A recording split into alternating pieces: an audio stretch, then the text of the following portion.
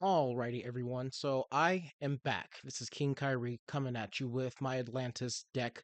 I wanted to show people because I've had a couple people request what this deck entails and what it looks like. And this is pretty much it. It's 45 main deck, 15 side deck. Um 45 is the sweet number. Whenever I do hands, test hands, I will very occasionally brick. Um, this is typically a one card starter that can be stopped with certain hand traps. However, his effect to pitch from deck to activate his cost, and that gets other Atlantean and Mermail effects going. So even if he is stopped, that's not that big of a deal. The Atlantean Prince is very much a 2 of in this deck because at 3, you don't want to open up with double Atlantean Prince. His effect to when he's sent as cost for a water monster's effect can only be activated once, unlike this guy here and this guy here. So you don't want to have too many of him in your opening hand. I tested him at 3. It's overwhelming. If you prefer him over some other aspects of this deck, by all means, you can add him to 3 and cut something else, or keep it the way it is, just add another one. I just found that 3 was just too clunky. You don't want to open with Hexa. Hexa is definitely a one of to get the ice barrier plays going. So with the Atlantean Mermails, you can start with him. With Hexa, you start with it. I prefer calling Hexa her simply because her name is Hexa. But yeah, one of I tried running none of her, and I constantly found myself thinking, darn it, I really wish I can get my ice barrier play started, but I'm over here burning through my Mermail Atlantean stuff. Uh, Fun little fact, Hexa is a sea serpent.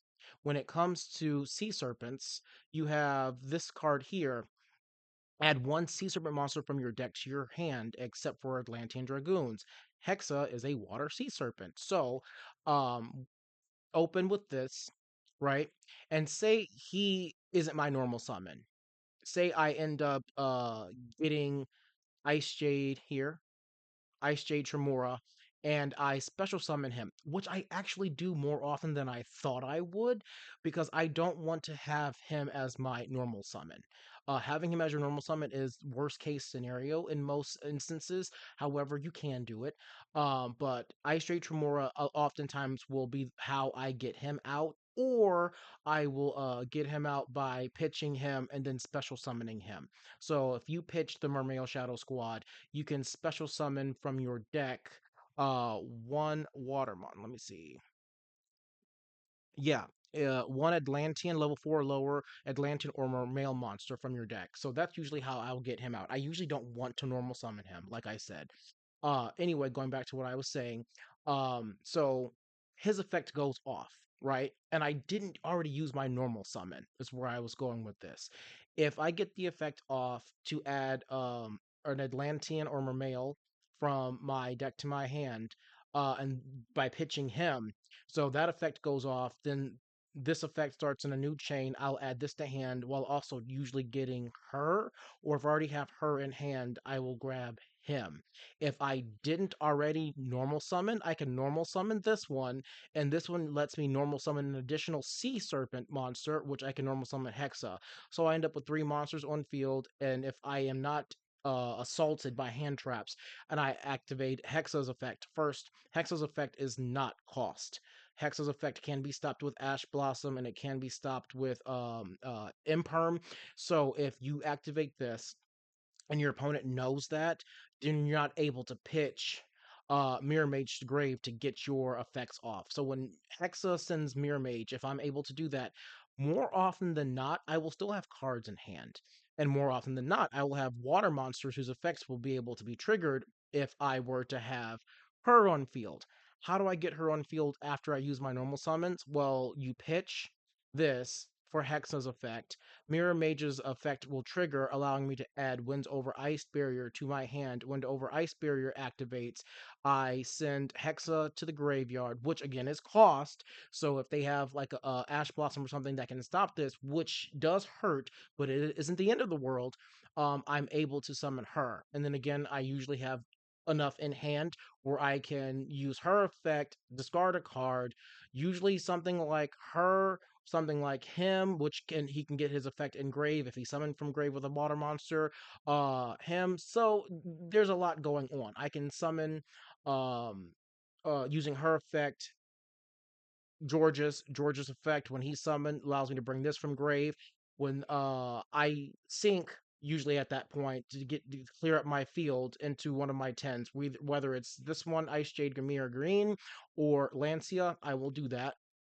And then I will end up sacrificing for Mirror Mage's effect this guy here. So I'll usually grab 2 tokens just for field space, making Mirror Mage a level 4 with 2 level 1 tokens. However, there are times when I have Mermail or Atlanteans in graveyard that I can choose from, and I will usually grab this guy here for 3. That's a 7, plus the 2 level 1s, which will equal either a 9 or an 8, because I have Adamantipator. I also have, depending if I'm going second, I will also do Deep Sea Prima Donna, which allows me to extend my plays and do a lot more. But that's neither here nor there at this point.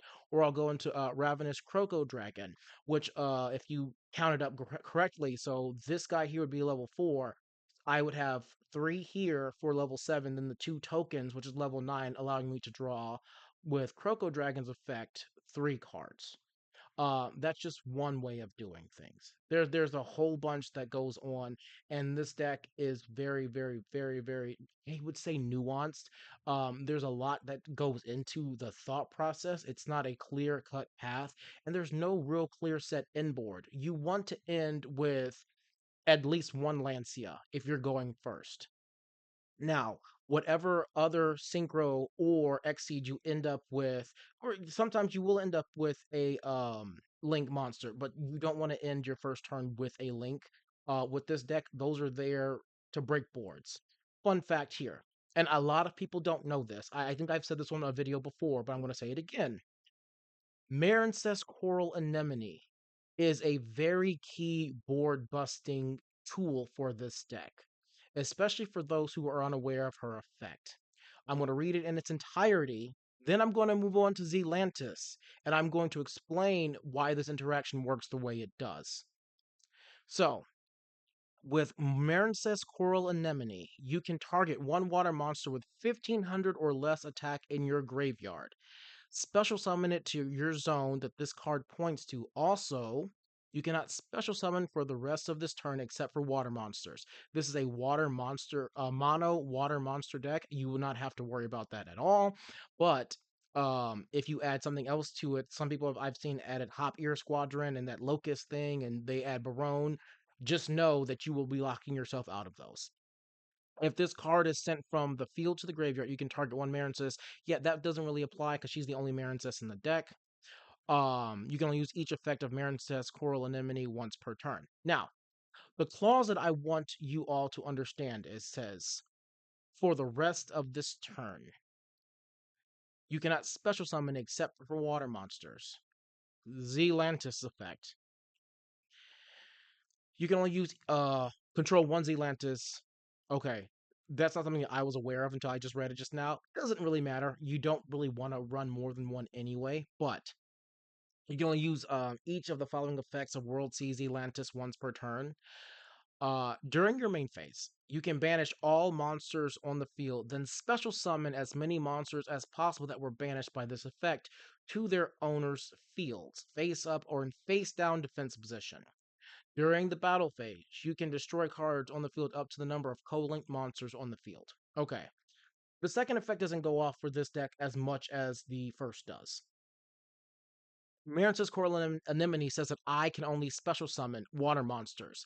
Zelantis' wording states that when I banish the monsters on field, all of them, I then must special summon. They're not returned like some other cards are written. It says return them to their. No, no, no, no, no. I have to special summon them.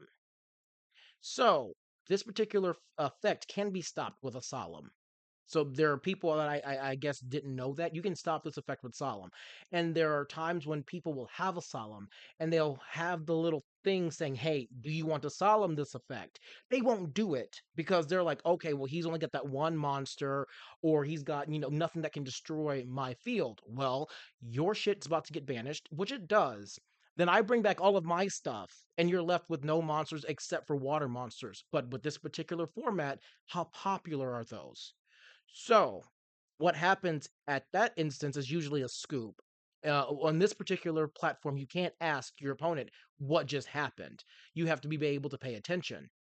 And other formats I've played on Dueling Nexus, I've had to explain to several people why this interaction works the way it does. And a lot of times they'll just say whatever and quit.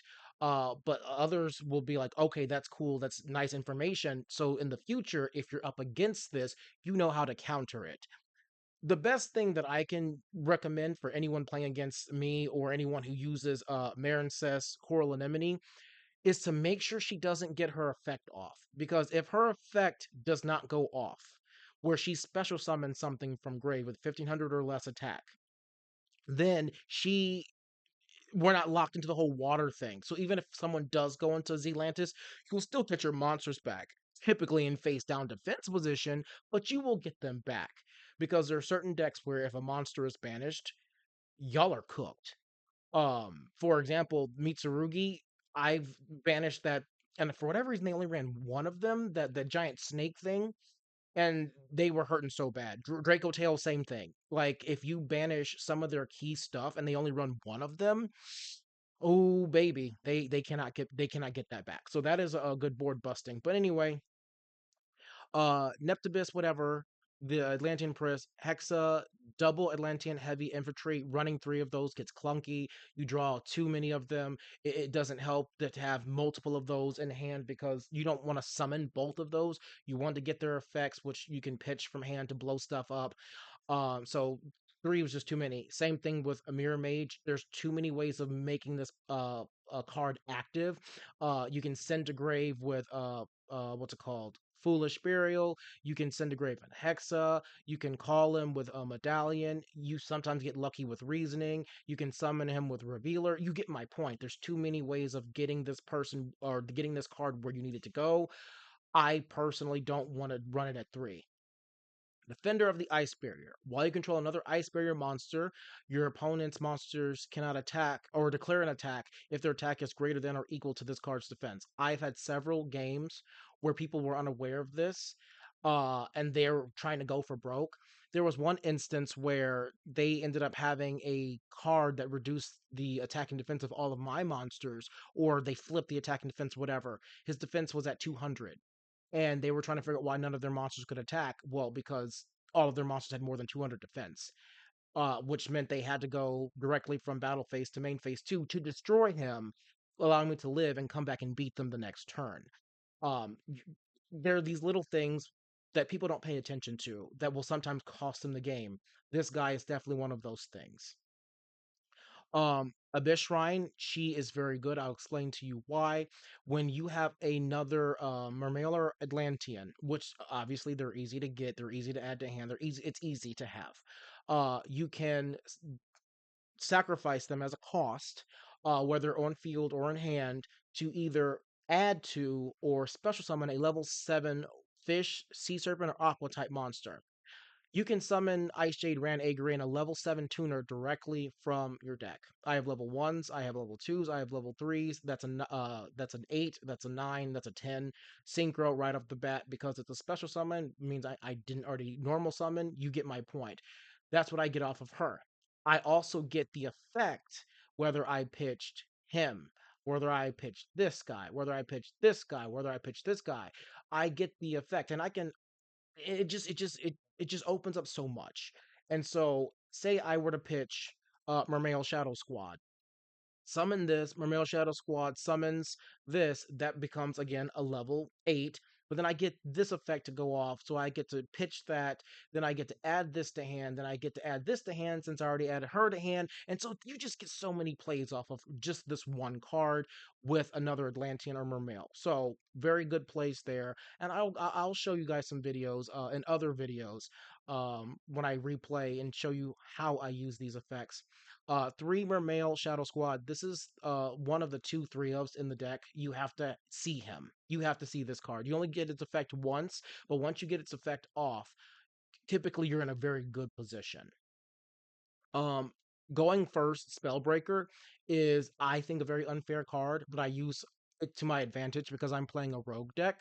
Her effect, once per turn, you can send one Ice Barrier monster from your hand to the graveyard. Neither player can activate spell cards until the end of your next turn, while this monster is face up on the field. This is a lingering effect, folks. There was a person who didn't understand this, and if you activate Dark Ruler No More, or if you activate Imperm, the effect is still active.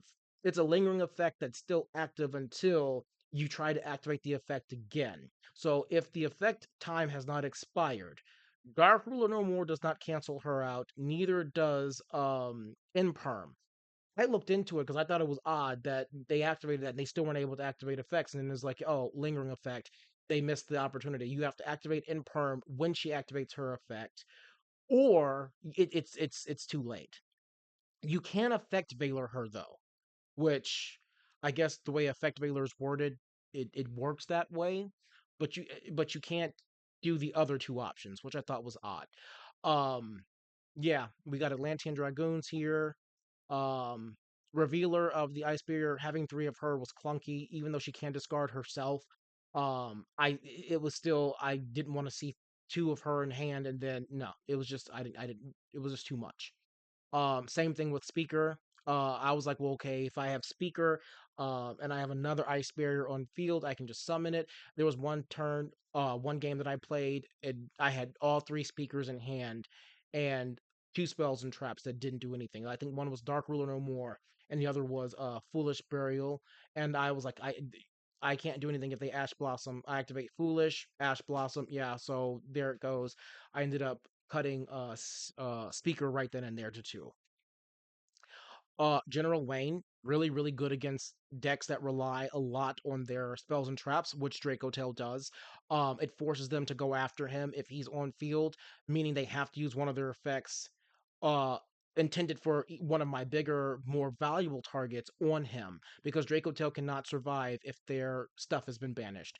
And from what I've seen, neither can Mystical Space Typhoon. When a lot of their stuff gets banished, uh they're kind of screwed.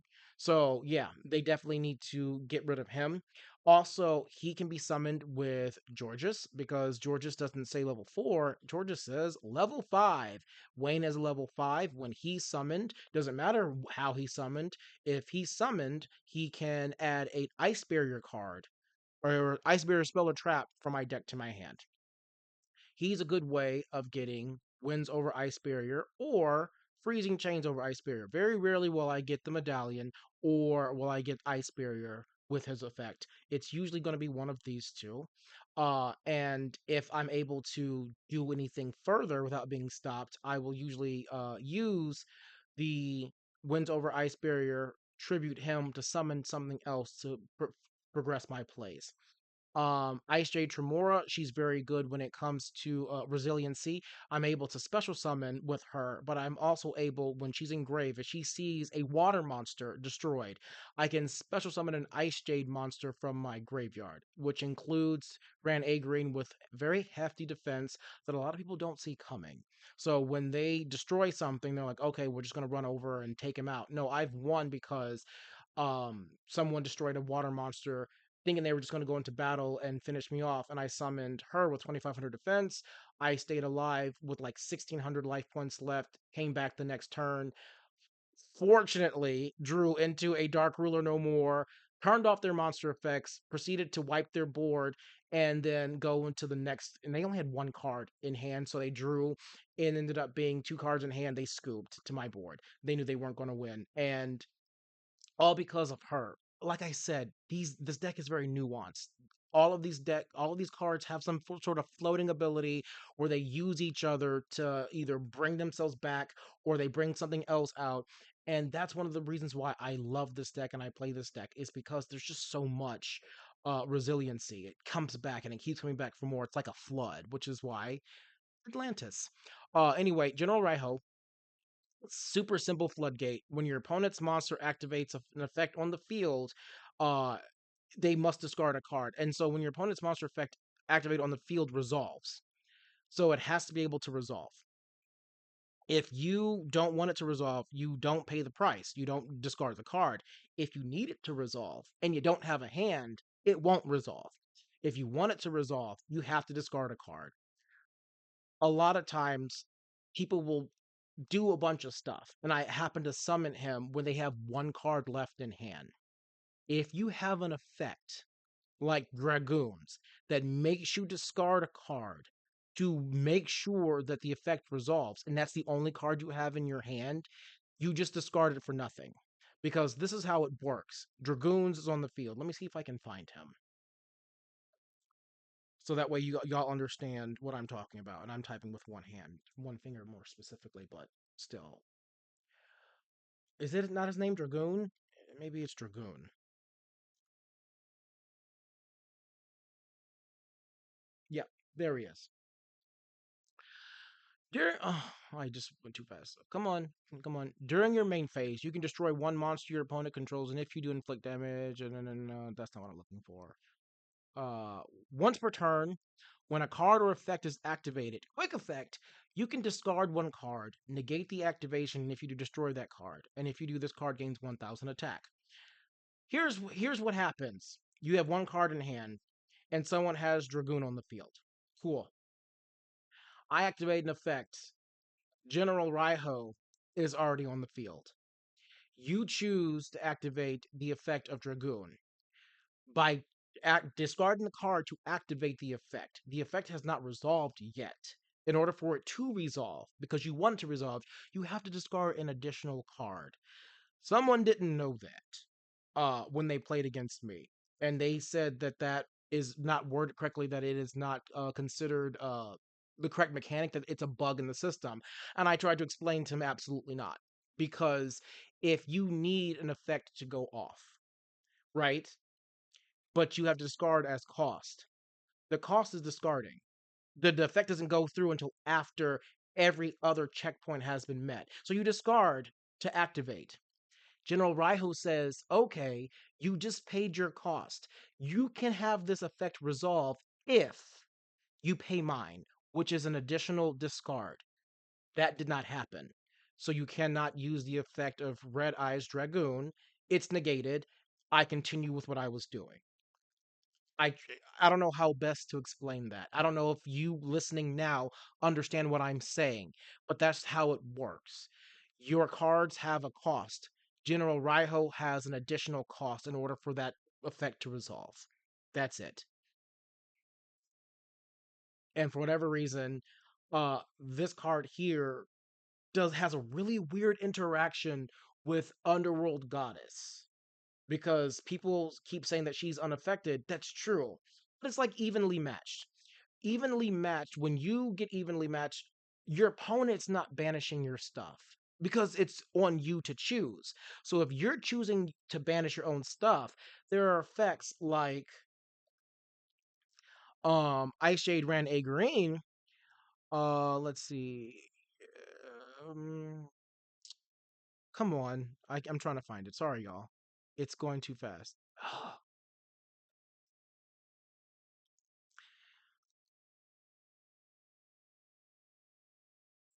If this card, no, that's not it. Where's the effect? You can activate this effect. Face up monsters you can. Okay. Face up monsters you control cannot be destroyed or banished by your opponent's card effects this turn. I didn't realize this. When someone activated evenly matched against me, I activated her effect, and afterwards I was like, okay, so my stuff can't get banished. No, it was still trying to have me banish all but like one of my cards. And I was like, why isn't this working? Evenly matched forces you to choose. So your opponent activates the card, sure, but evenly matched forces you to choose. Because of that, her effect does not work to stop evenly matched from forcing me to banish my own stuff. When it comes to Underworld Goddess and General Raiho, it's very similar interaction. With her effect making her unaffected, she's not affected by General Raiho's effect. The person who controls Underworld Goddess has to choose whether or not to resolve the effect by discarding a card. And for whatever reason, people don't like it, but I understand the interaction simply because I've encountered it before. So General Raiho's on the field. Underworld Goddess. Let me see. Let me see if I can just find her with Goddess. And it's not typing. Okay.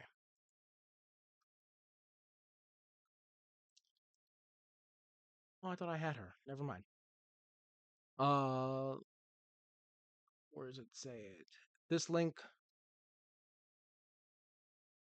This link summon card is unaffected by your opponents. Okay. Okay. Activated cards unless they target this card. First of all, let's be clear. Just because there's an animation when General Raiho makes you discard a card in order to activate an effect doesn't mean it's an activated effect. It's like skill drain. It's ever present. It's always active. And the moment you decide to activate your effect, you have to pay in mind that you're underneath General Raiho's toll. So you have to pay that toll, discard a card in order, in order to use Underworld Goddess. If you don't, then you're not using her effect, which is the one to stop grave effects, if I'm not mistaken. Once per turn, when your opponent activates a card or effect that special summons a monster from the grave. Yeah. So if you don't have a card in hand, right? General Raiho summoned, and then I activate something like Freezing Chains, and I try to summon, you can activate or attempt to activate Underworld Goddess. But General Raiho's toll says you also have to discard in order for it to resolve. You don't have a hand, you can't do that. General Raiho supersedes Underworld Goddess, boom, negated, and then I summon whatever I need to summon. Cool. I understand that's how that works. Anyway, moving on from General Raiho, Georgius, really great card, really a necessary evil for the Ice Bears to become more competitive. I would personally not put him at 3. I've never had him at 3. I've either had him at 1 or 2, depending on which build I was going with. He works better at 2. I had him at 1 initially. One of my biggest issues I foresaw, and it's happened a couple of times when I open up with both copies in my hand. If I don't have an Ice Barrier in hand, uh, 2 bricks right off the bat. And so, especially if you're going first because you really want to go first, if you don't have a medallion, if you don't have a foolish either version to get your plays kicked off, you're most likely going to lose depending on which Atlantean you have. So say you open up with him, that's cool. You don't want to normal summon him, you want to be able to discard him.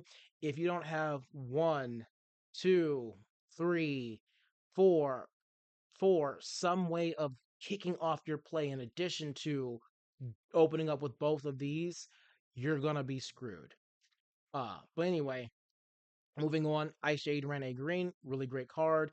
You can discard any water monster to special summon herself and a token, which is an instant level 10. For those of you who are unaware, the IceJades, they work really well and they actually support, this is their lore, the I guess, what do you call these? Sword souls? Yeah.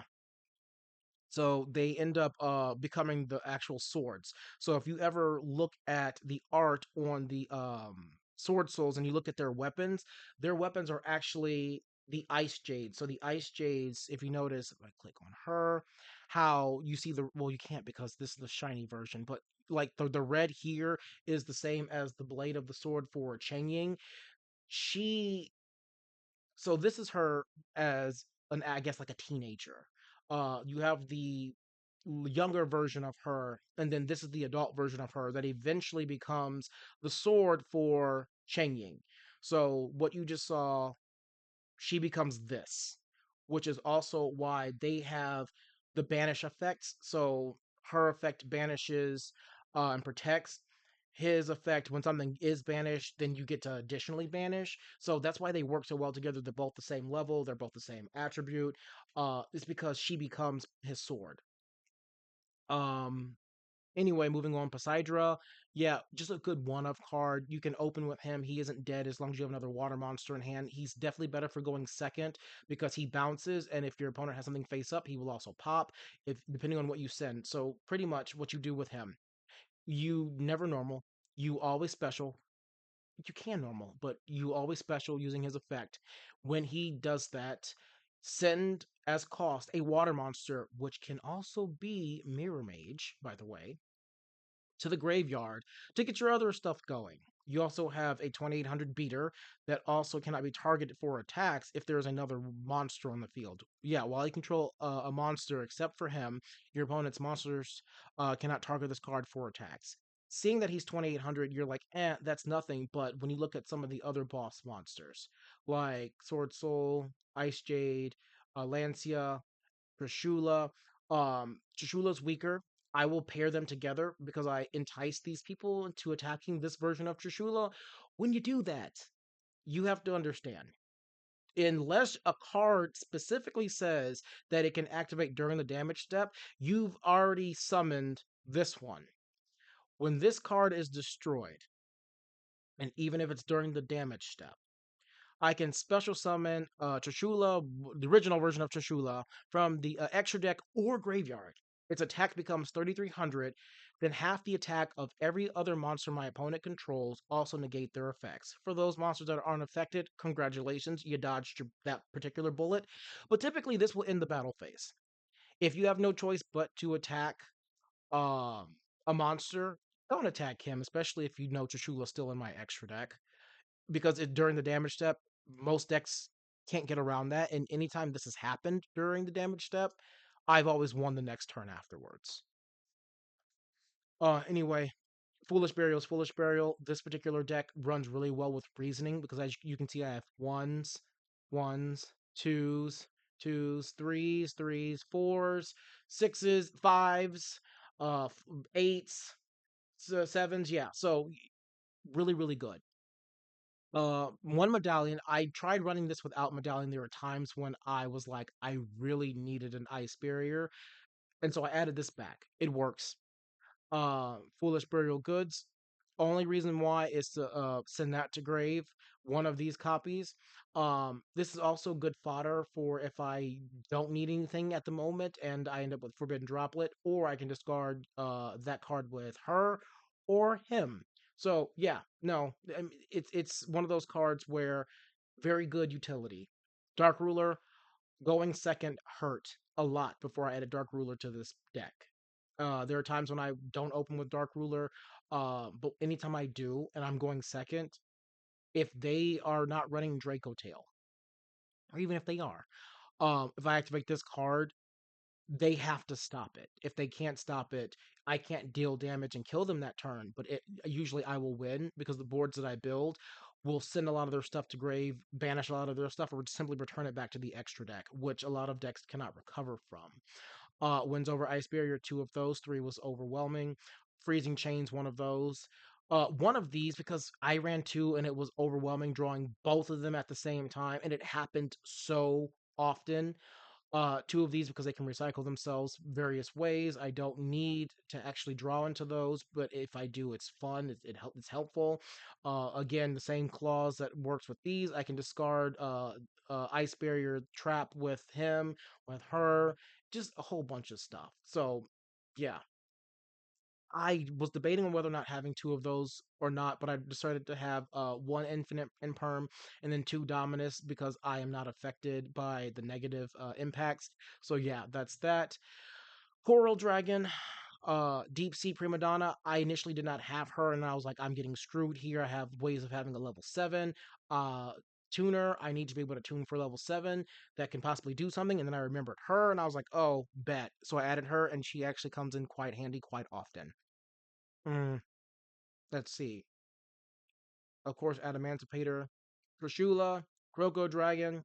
Of course, you have the level 10s. You need. I usually only ran one Lancia till I discovered that they always go after Lancia if they have a way of peeking into my extra deck, and I can recycle him, but it's really annoying, and I don't want to add that card back to the deck. So I ended up taking that card out and just added a second Lancia, and then I cut one of the Mermail link monsters that just was not helpful. Trishula, Mermail Abyss. This guy here, while this card has material, level 5 or higher monsters cannot attack. Unless there is a clause written on that card that says unaffected by other cards other than X, Y, or Z, You're not attacking until you get rid of him. I don't know why people don't read. This card is old. This card has stopped so many people from attacking. And I don't know if they just thought that they were just going to run him over or what. But nah, not with a level 5 you're not. Anyway, Poseidra, yeah, that's just really good board clearance. Me Starboy, Chain Link, or Link Climbing, whatever you want to call it. Also Luna Light, Tiger Dance, or whatever, has 3800 attack. He can up his attack. It won't decrease the Luna Light Tiger thing's attack, but he can up his attack. With him on the field, it makes it a lot easier, and that is how I typically get over the Tiger Dancers. Mirren says Coralimini and Atlantis we've already discussed, so that's the deck. If you have any questions, feel free to like, subscribe, and ask them in the comment section below. Other than that, I will be showcasing how this deck works with a couple of wins and losses coming up here shortly. Thank you, and peace out for now.